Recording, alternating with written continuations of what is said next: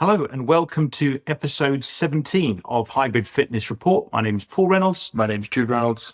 And we've got a packed episode today chatting through the Hyrox event at London Excel over the weekend, as well as a main feature today, which is the DEKA World Championships that took place from Friday through Sunday, and then a week in workouts, which took in a couple of half marathons here in the Cayman Islands. So first of all, Jude, looking at the world of Hyrox, we had the biggest ever Hyrox event in history, didn't we, this weekend? It was at London Excel, ended up being 36,400 something in terms of actual participants. So that was by far the largest we've ever had.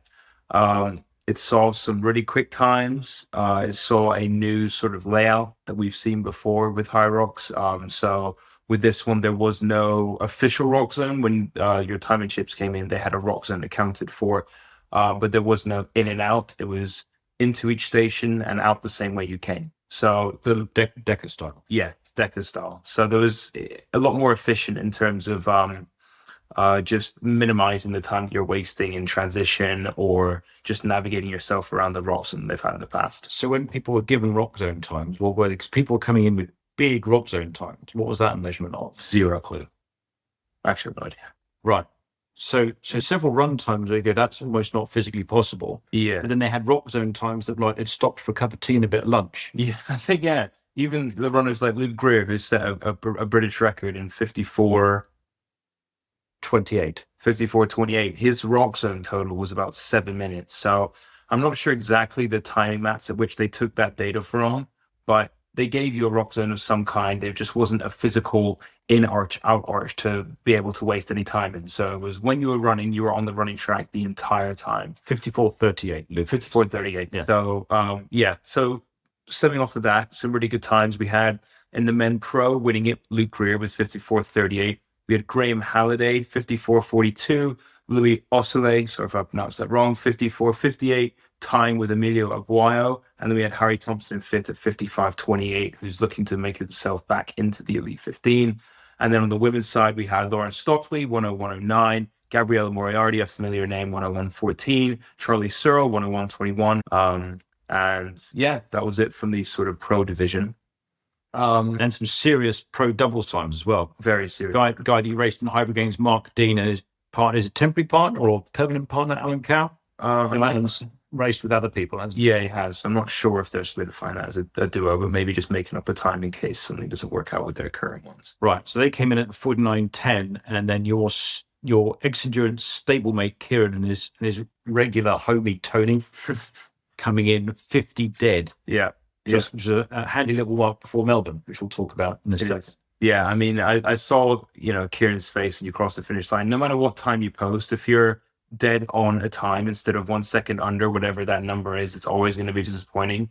And so the sort of, at least thought after some 50, it clearly showed in his face across the finish line. But an amazing time nonetheless. And then I just wanted to mention Ben and Harry Sutherland coming back with a 50:24 with a solid time there. Yeah, it was an incredible event. There was quite a lot of attention given. I think it was in the Women's Open at the Wall station, where there were, was it a few score ladies or maybe even up to 100 ladies were left waiting for 5-10 minutes because they didn't have enough judges in there. And then they were waiting another 45 minutes after the finish to have their times adjusted.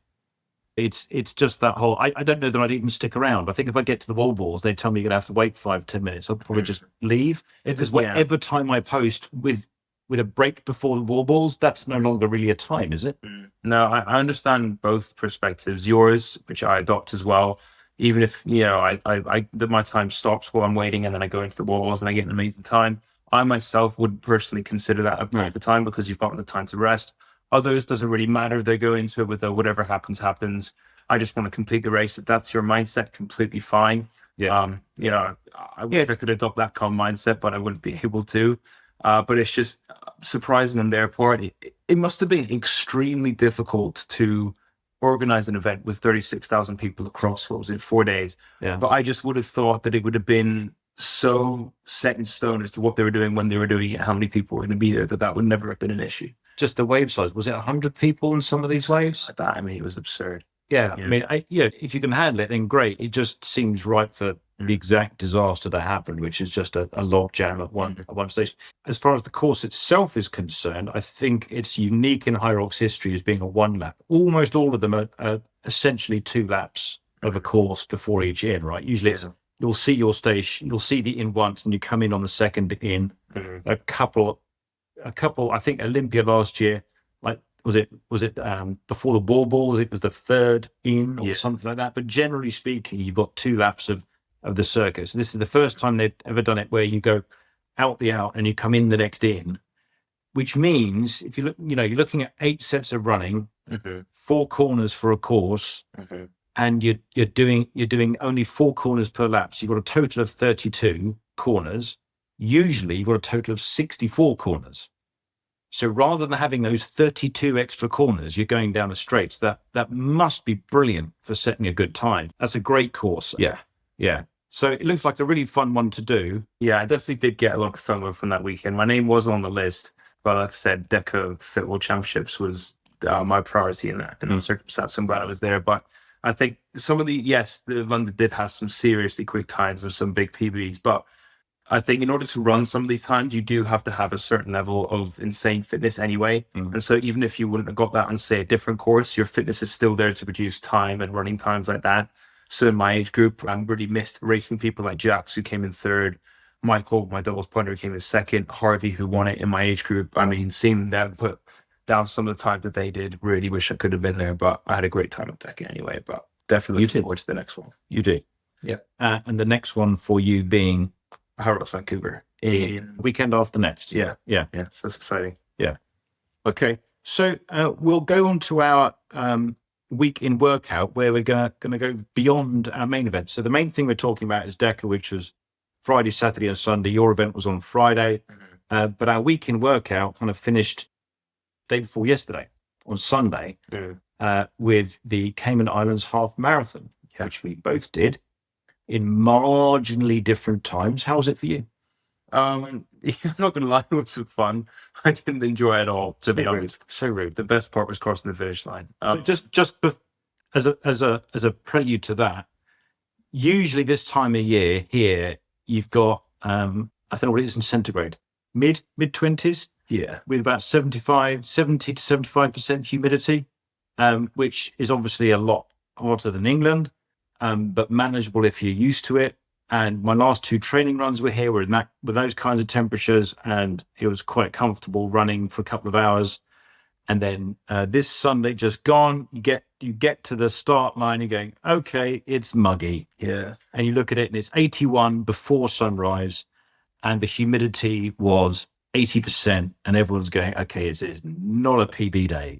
It's a get yourself round day and hang with the people you go hang with, because this is going to be a slow one. Yeah. And it proved that way. So it definitely was. Didn't help that you didn't have much company for much of the race, did it? Yeah. No, I was on my own from, I think I was in 30th, 40th for the first 500 meters, pulled it back to about 5th after the first 500 meters. They just kind of stayed there. I got gapped by like the leading 4, and then the sprinting pack that led at the start just kind of fell back, and I was on my own from maybe kilometer 2 to kilometer 9 when I got passed by one guy. So I had company for about 80 strides. I was then on my own again from kilometer 9.5 to the end. So it was hot. I wasn't with anyone, and it was something that we kind I decided to do. Well, actually, I was always going to do it. I pushed you into it, basically. Yeah. So the good thing for the half marathon and the full marathon, if you win overall, you are not eligible for your age group award. So because the top 3 finishers were all in your age group, under 29s, and you finished 9th overall in the end out of 934, so, not too shabby, you actually came 2nd in your age group. Yeah. So, but because we thought you were 5th in your age group, which you kind of were, we didn't stay for the presentation, which means you've got to go and pick up your trophy today. Yes. Yeah. I mean, because you weren't there for it. To be honest, the time, like during the race, I took, I think, 3 bathroom stops, which I never do, which is also even weirder because I was sweating profusely the entire time. So usually them on with fish, presumably. Yeah, but nothing crazy. So I don't know. Anyway, I was 126, I think, without the bathroom breaks. And my chip time was like 127, 128. So it wasn't, I did 123 6 or so months back. when I wasn't as fit as I am now. So it wasn't, a race that I was looking to podium in. So the fact that I wasn't there for the podium, I wasn't gutted at. If I set a massive PB and I podiumed, I would have been, oh, awesome. But it wasn't, the type of race. If I podium in a running race, I know it's not something that I'm going to be too disappointed if I'm not there to collect it for, because I feel kind of fraudulent collecting something with a time like that in an overall. I was going for podium. Were you? Yeah. Did you? I didn't know. No. Okay. No, I can't. But you still did way better than you thought, didn't you? Well, yeah, it's all relative. I mean, my PB is 1:47.35, which I did 11 years ago. And I did a 2:15.5, which is 3 minutes better than my training run a few weeks ago, and probably 5 minutes better than I thought I'd do on that course. So I kind of caught between, well, this is good because it's 5 minutes better than I thought, and it's the fastest or the least horrendously slow I've been in 5 years. And my last marathon was Prague a year and a half ago, 2.5 years ago, and I was 15 minutes slower then.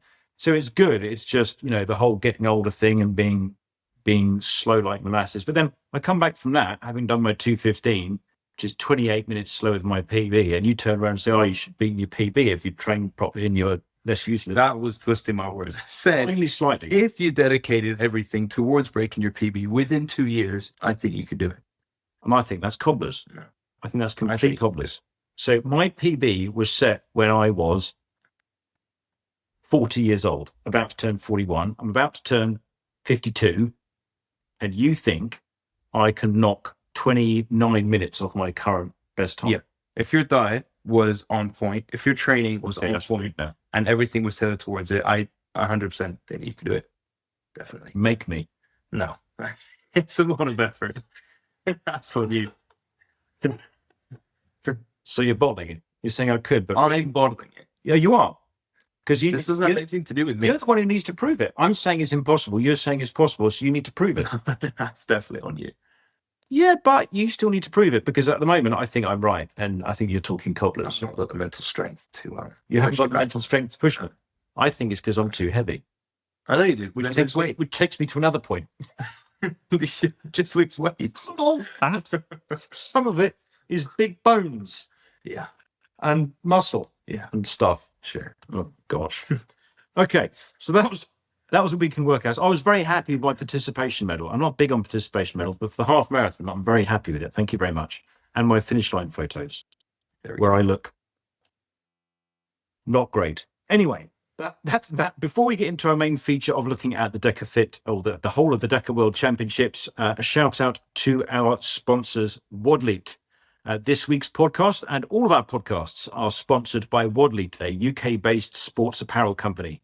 WoDLETE's designs come from a love of functional fitness, helping you to build strength, mobility, stability, and endurance while staying comfortable in what you wear.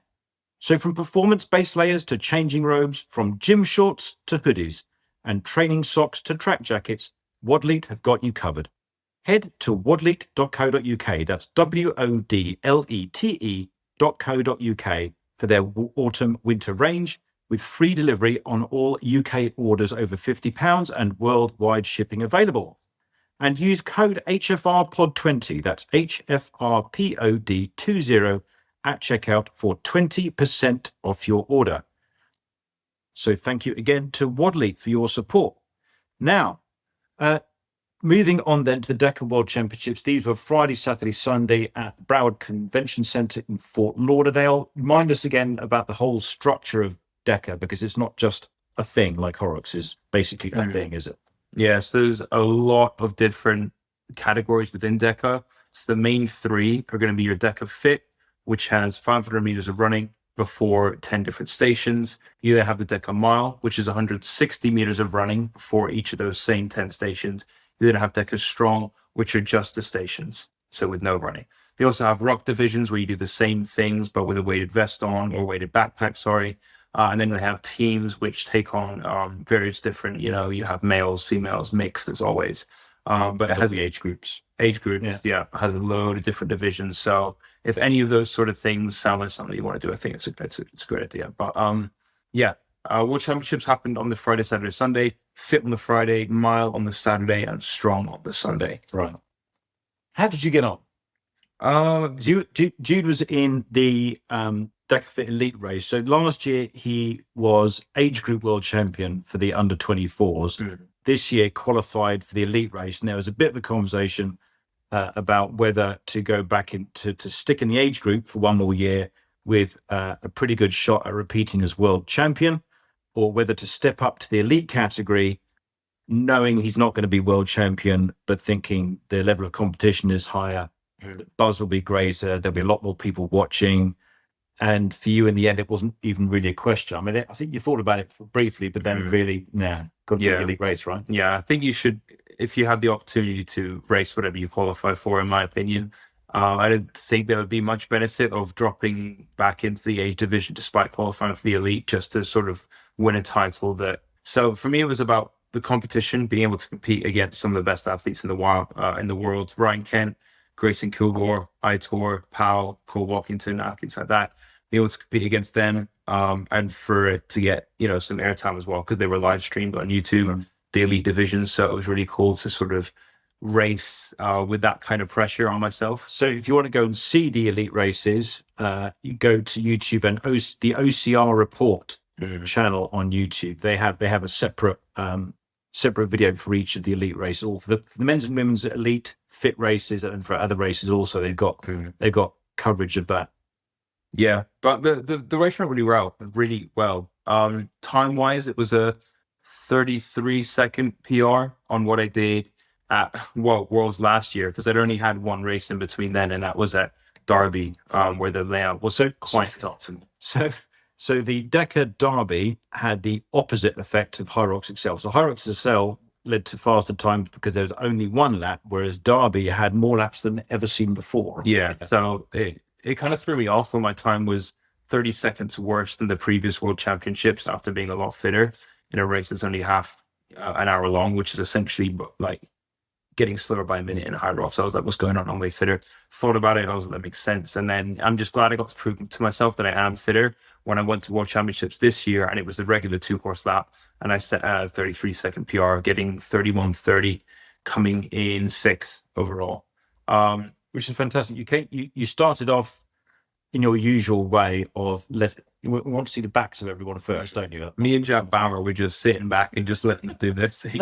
Watching everyone. Yeah. You were 11th for a couple of stations. Then you said 14th after the first one. You were. And then you sat very happily in the 11th for a while before you started moving up, right? Yeah. Yeah. So it was 14th out the first station out of 10. And then it was like 14th out of 10. That's really bad. 14th out of 16. Right. On the first station out of 10. There we go. And then I sort of stuck in 11th after overtaking a couple people on the second station for like 80% of the rest of the race. Rest of it, yeah. Yeah. And then I sort of came from 11th to 6th in the last two. The assault bike you did really well. Station 7. And you had a really, really quick run after the farmer's carry. Yeah. Oh, in farmer's carry, even in like Hyrox and I'm both in DEKA, just after that station, I can hold a good cadence. And because it's just not too taxing of a station for me. And so I can run really well off of it. And that's where I sort of think, right, if I'm going to sort of negative split this race, so to speak, from then onwards, that's where I'm going to do it. If I feel bad on the run after the farmer's carry, I know I'm already in a hole, and it's not going to end well, the race.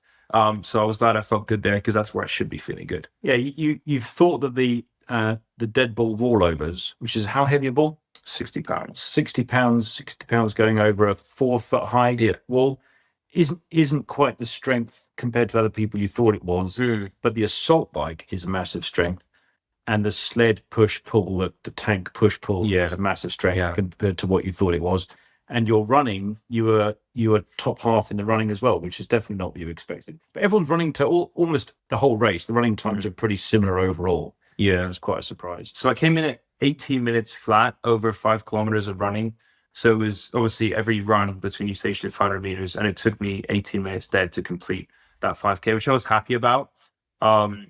I wasn't one of the quicker ones, but it was, for me, definitely an improvement in my time. I was looking back last year at Worlds, I was 18:49. So I took 49 seconds off of my run from last year, which definitely is a testament to how much I've been training for that. So that's really good. And yeah, for me, I'm still working on the dead ball rollovers. That's the station at which I think I should be a lot better at. I'm not quite sure as to why it wasn't. You need to have your hands sweat less magically. Yeah, I did fumble it a couple of Or times. you could wear gloves. Yeah, no, that's never happening. No, That you just they didn't have chalk. That's my non-existent excuse because I wouldn't have really used it anyway. But yeah, it was good. When I was going through, I was doing a walkthrough the day before where I just go through the course, study each station, and the ball overs. I was picking up the ball, putting it over. I was like, oh, the ball's fine. When I got there, obviously I didn't account for the amount my hands would be sweating, and so I didn't wedge my hands underneath the ball. You did say, enough. to be fair, you did say, you said, I did. You said to me during the walkthrough, you said, if I'm really sweaty, I'll have to put my hands further underneath, which will take extra time. So you said, which is what actually happened, is I'll try and lift with my hands slightly to the side, because it takes less time to pick it up. And if that doesn't work, I'll have to spend more time getting my hands underneath. So you picked it up. First time, you almost dropped it. Yeah. And then every other time, you took a bit extra time to get your hands underneath. Yeah. Okay, well, Maybe you could wear massive 1980s sweatbands on your arms. that's also not happening. Right? No. Massive sweatbands No. and Because gloves. then my wrists will still sweat. How sweaty are your wrists? Apparently quite sweaty. Yeah, that didn't go very well. So I'm definitely looking to make up time there next time. And my burpees, my round burpees at the end, were actually went really well compared to what I thought. They were great. Came top half of the field again. So as the tallest athlete there, I was happy for something that is determined by how tall you are and your lever lengths. That I came, I think, top 5 or 7 Lever station. So you're long. Yeah. Long arms, long back, long legs. Yeah. But yeah, overall, I think the event was run really well. There were no hitches in the event that I was a part of. I didn't hear of there being any hitches in anyone else's event. And it was just very well run. Yeah, it was just awesome to compete in my 7th World Championship there. And for next year, definitely looking to sort of get a time for both the mile and the strong. Because I think for me, the mile was suiting even better, being less running and the same amount of stations. Because it seemed that the guys that beat me all had quicker running times, but not all of them had quicker station times. So I was saying, But also, I mean, there'd be reason to stay an extra day or two. Before we go on, tell us about how you finished 6th rather than 7th. Oh yeah, that it was. It's the final station of round burpees where you have a cylindrical weight. You put your hands through, you bring your chest down to on the floor, and then you press it above your head for 1 rep. You've got 20 of those. As I was finishing my 20th rep, one of the best Spanish athletes called Pau Nacenta was finishing his 20th rep on the opposite side. So there were mats on either side of the station. On either side of the Yancey.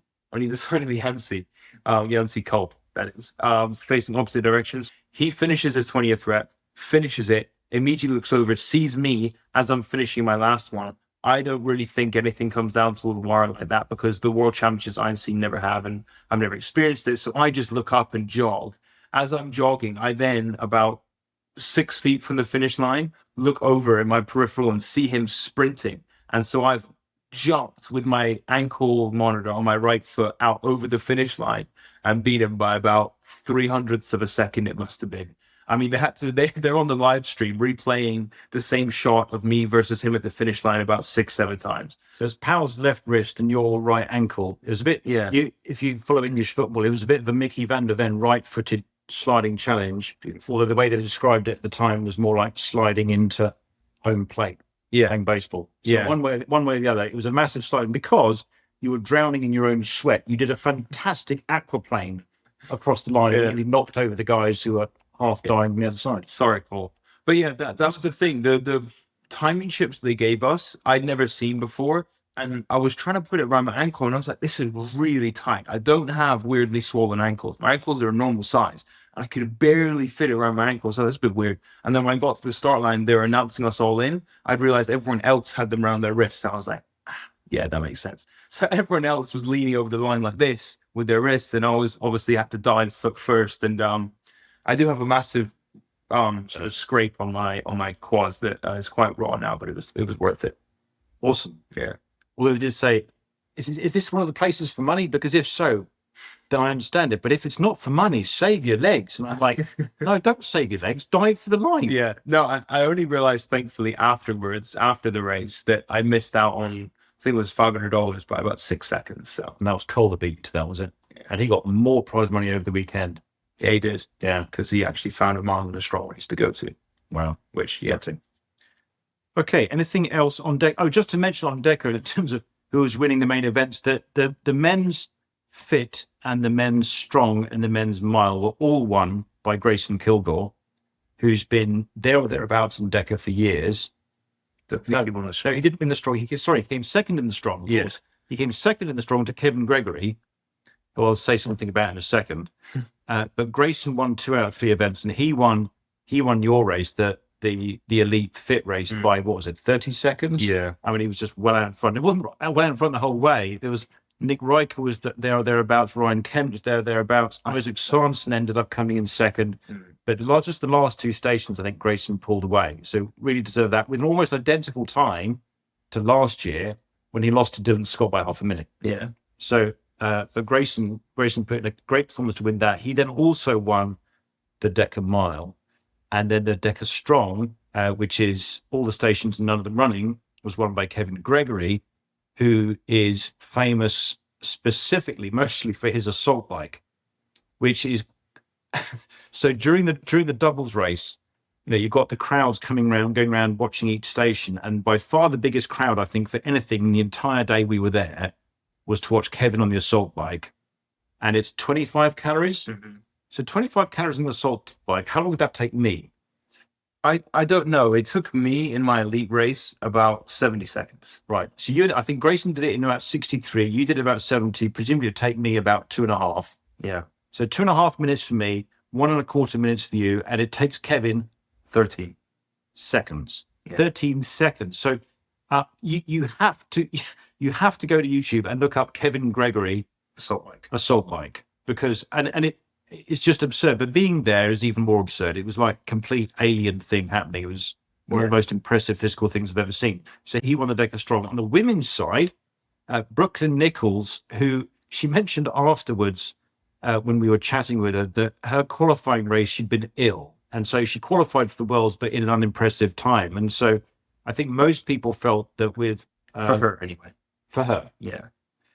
Most people felt that with Lauren Weeks being out because she's in Melbourne major, for the Hyrox major, that it was a kind of a shooter for Kat Fassbender, who did put in a great performance, but Brooklyn won by a distance in the end. But Brooklyn actually did win all 3. So Brooklyn won the strong and the mile and the DEKA Fit, and is the first athlete ever to win all 3 major events at a DEKA World Championship. So that was an incredible performance. And now for a short interview we did with Tyler Spencer. The day before the World Championship started, Tyler was there with his team, getting everything ready for the DEKA World Championships. Jude was there doing his walk around, having a look at all the different stations and the layout, and Tyler very generously gave us a bit of his time to let us know how it all takes place. Okay, hi, Tyler. We're here with Tyler Spencer, who's events director for DEKA Worldwide. Yep, so we're the event director for DEKA Fit.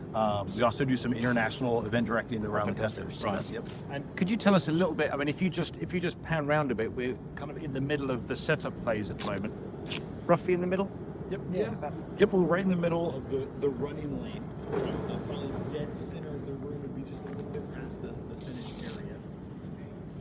When did you start setting up this morning? We were just talking briefly off camera about what it takes. So, like, when did you start? So we got here this morning at 5 a.m., a small crew, and then the rest of the crew showed up at about 7:30. They're actually all out at lunch right now, then they'll be back. We'll probably get done close to 5 or 6 p.m. And then about a 12-hour operation. About a 12-hour operation. Everything comes in 2 trailers. So 2 tractor trailers that are sitting out at the loading dock now. We stack everything up on stack racks and pallets and little bit of hand load on the back end of the trailer, but then everything else just pops up pretty quick. And the team knows, this team that we have here specifically is a really experienced team, and so everything pops up really fast. And all of a sudden you like turn around, and you're like, oh man, zone 1's already done. It's like, all right, sweet, we can move on to the next thing. So I was wondering with the running, I think I heard Yancey saying something about the laps being around, was it 260, 270? So it is 2 laps, so right? it's 2 laps, and it's 263 meters on the nose, from point to point, so all the way around. Following the inside line. Yep.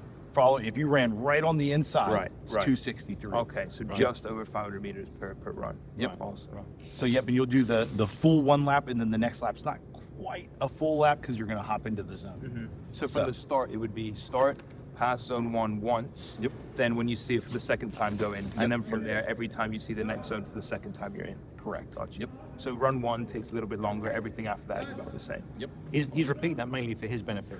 Yeah, Hard- so I know. hard- Yep. See the station in. Yeah. See the station So in. start, run around, past 1, in, Yeah. out of 1, around. You're going to go past 2, Yeah. and then into 2. Yeah. Yep. Yeah. Okay. Because So- it's good that it was only 2 laps. I messed it up before, so it's good that it's Yeah. only, you know, count to 2 and you'll be fine. Yeah, Um, those 3-lap courses are hard because once you Yes. get past like zone 6 and 7, Yeah. you're like, Yeah. did I run Yeah. twice? Yeah. Because in Manchester, I was behind the leader Dave, who I was just trying to keep an eye on because I'd lost count already, and it was only 3, and it was just find him. If he's in the zone, I go in. Yep. So now Just it's stay close just, enough. yeah, Just stay close Yep. enough. Yep. find someone who knows what they're doing and just stick on. And Fran was confirming earlier that for the elite race, it's going to be a single wave with. Is it going to be 19 guys for the elite male on the DEKA Fit? Yep. So the goal is, and we're gonna kind of play this a little bit by ear tomorrow morning, that it should be all one wave right off the That'd be get-go. fantastic. That'd be Which is going to be super cool. So not normal. We brought in a couple of the roadshow vans, so we have extra equipment. Right. So zone 1, zone 2, zone 3, zone 4, zone 5, even zone 6 are just a little bit bigger. There's just a little extra space. So then it will start to spread out. Yeah.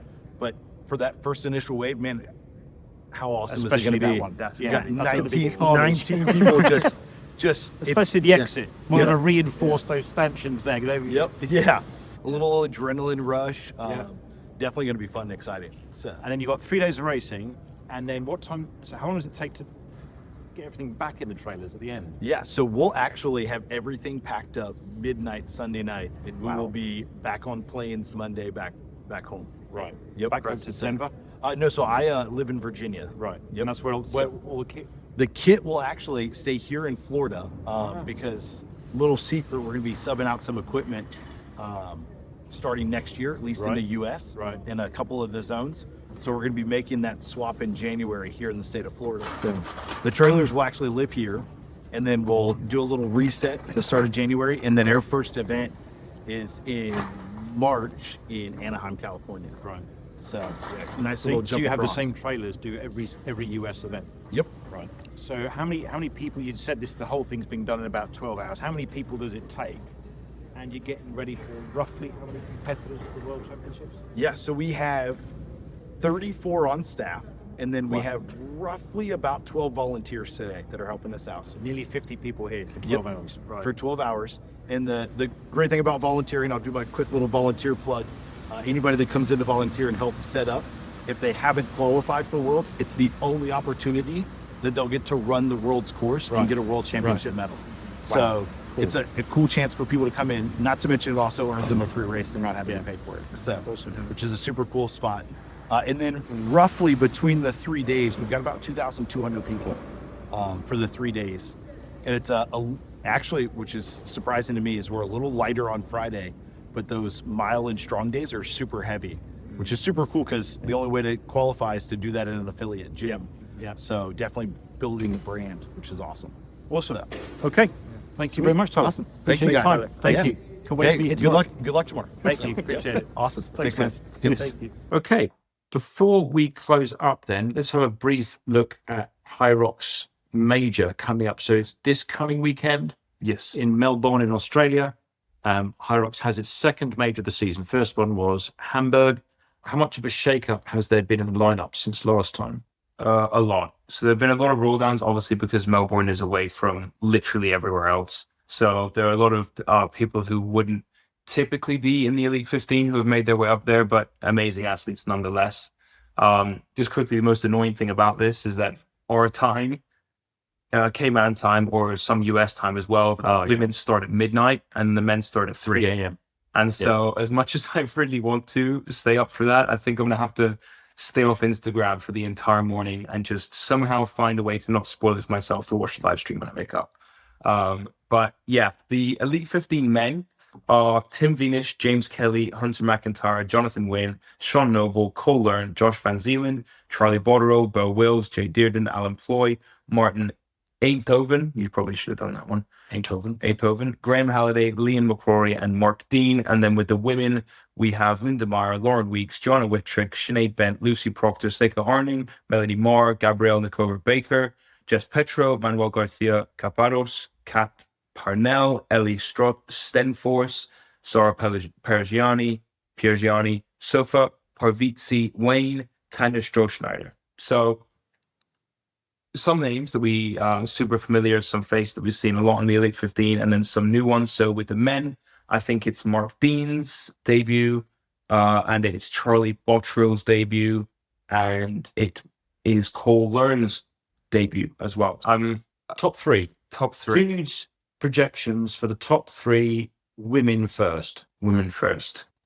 Okay. Really annoyed Meg Jacoby couldn't get her second qualifying time in time. Mhm. Don't think she would have come anyway, listening to her on the podcast. But I think you're going to see Lauren Weeks come in second. Don't know why I've done that first. I think you're going to see Joanna Wettrick win it. And then, I hate to be really mainstream, but I think I'm going to see Linda Meyer come in third, the current world Which champion. Weeks and Meyer in that order. Yeah. Wettrick, Weeks, and Meyer. Yeah, I think so. Yeah. For the men, I We want think second first, then we want third. then we want first. don't know why I did that. Actually, honorable mention for the women as well. I'm going to give to Sinead Bent. I'm really excited to see her race. She might not do as well as people were hoping that she'd do, just because she's been out for ages. Right. But I'm really excited to see what she does. So honorable mention for the men. I'm going to see Cole Learn. He's the only guy there that I think can sympathize with me, being built how he is. I think, not that I'm saying I built like him, I wish to be built like Cole Learn. He looks insane. Hang on a But second. he is- Hang on a second. Are you asking for sympathy because of your physicality? Yeah. So Oh my gosh. I'm asking for. That's unbelievable. No, he's built. I feel so sorry for you with the way that you look and your physicality, Jude. He's built like a CrossFitter, and yet runs 3:28s in his threshold session, which is fantastic, which is insane. Do I think we'll get a podium? No, but I hope he proves me wrong. So third place, I think we're going to see James Kelly. I think second place is going to be Hunter McIntyre. Sorry, Hunter first, Tim second, James third. That's my prediction. Okay. So McIntyre, Venus, Kelly. Yeah, that's my prediction for the top three for the men. And who's going to be straining in fourth and infuriated at just missing out? I think Liam McCrory.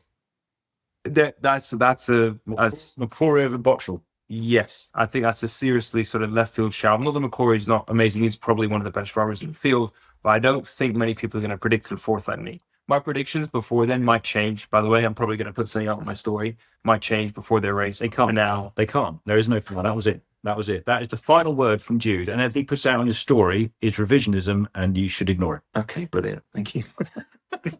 So that's it for this week. Next week, we're starting an interview series. So we've got 6 interviews lined up to give you over the next month and a half, looking at UK-based hybrid fitness races, giving an introduction to them, speaking to people who either head them up or are involved in running those different events. So really looking forward to sharing those with you. I've been Paul Reynolds. I've been Jude Reynolds. Speak to you soon.